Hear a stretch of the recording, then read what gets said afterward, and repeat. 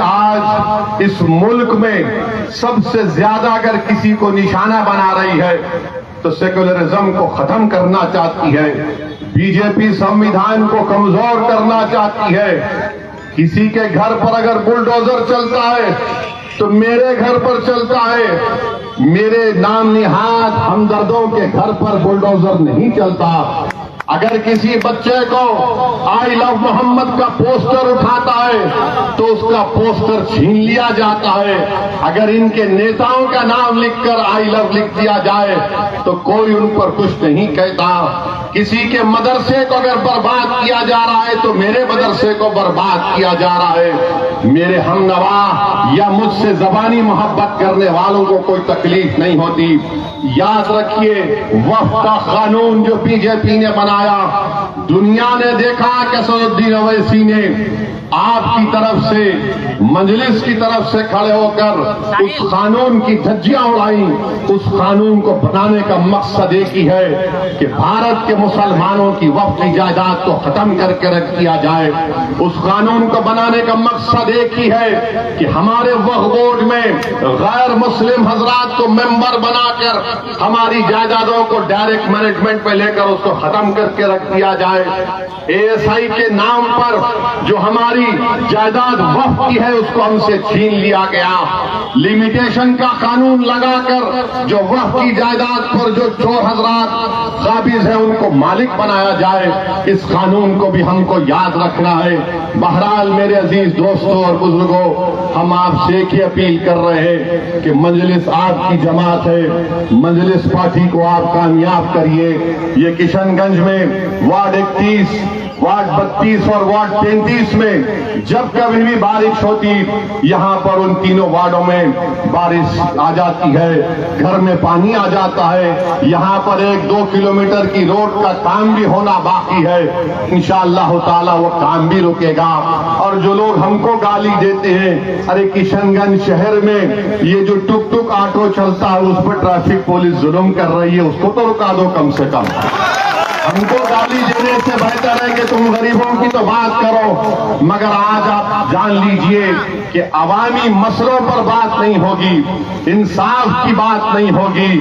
یہ صرف یہی آ کر کہیں گے انصاف بعد میں ہوگا، تم ظلم کو سہتے رہو، پہلے ہم کو نیتا بنا دو، پہلے ہم کو مکھیہ منتری بنا دو، تاکہ ہماری خاندان میں جتنے لوگ ہیں، جتنی نسلیں ہیں، وہ کوئی نہ کوئی منسٹر بن جائے۔ میں آپ سے اپیل کر رہا ہوں، یہ الیکشن آپ کا ہے، یہ الیکشن اویسی کا نہیں ہے۔ یہ آپ کو انصاف کی لڑائی لڑنا ہے۔ ہم آپ کے درمیان میں تھے اور رہیں گے۔ اور جو لوگ کہہ رہے تھے کہ مجلس کا ایک ہی ودھائک بچ گیا بہار میں، ارے بہار کی عوامی اسمبلی کا ریکارڈ اٹھا کر دیکھ لو، اختر علی ایمان کو یہ 4 بے ایمان چھوڑ کر بھاگ گئے۔ مگر یاد رکھو، یہ ایک شیر کی طرح بہار کے اسمبلی میں آپ کی آواز بن کر ان تمام لوگوں سے آپ کے انصاف کی لڑائی لڑ رہا تھا۔ یہ اختر علی ایمان بحیثیت رکن اسمبلی، بحیثیت بہار پردیش کے ادھیکش کے اختر علی ایمان نے ہر سماج کے تعلق سے سوالات کیے۔ میری آپ سے گزارش ہے کہ آپ ایم آئی ایم پارٹی کو مضبوط کریے اور اس انصاف یاترا کو آپ دعا کریے کہ اللہ اس کو کامیاب اور کامران کرے۔ وآخر دعوانا الحمدللہ رب العالمین۔ انقلاب زندہ باد، زندہ باد، ایم آئی ایم پارٹی زندہ باد، اختر علی ایمان زندہ باد۔ اس انصاف یاترا کو آپ دعا کریے کہ اللہ اس کو کامیاب اور کامران کرے۔ وآخر دعوانا الحمدللہ رب العالمین۔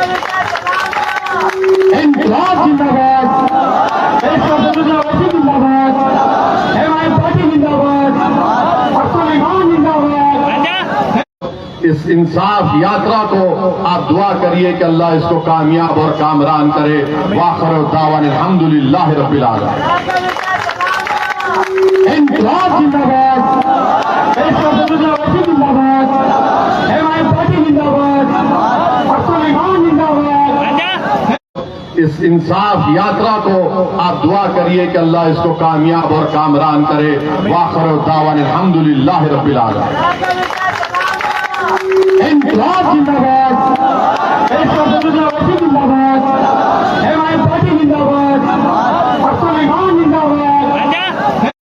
اس انصاف یاترا کو آپ دعا کریے کہ اللہ اس کو کامیاب اور کامران کرے. وآخر دعوانا الحمدللہ رب العالمین. انقلاب زندہ باد.